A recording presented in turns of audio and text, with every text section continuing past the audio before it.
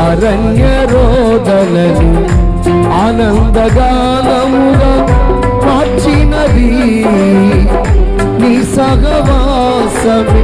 ఆహా నీ స్నేహ బంధం, నీవు నా కొసగిన భాగ్యమే. ఆహా నీ స్నేహ బంధం, నీవు నా కొసగిన భాగ్యమే.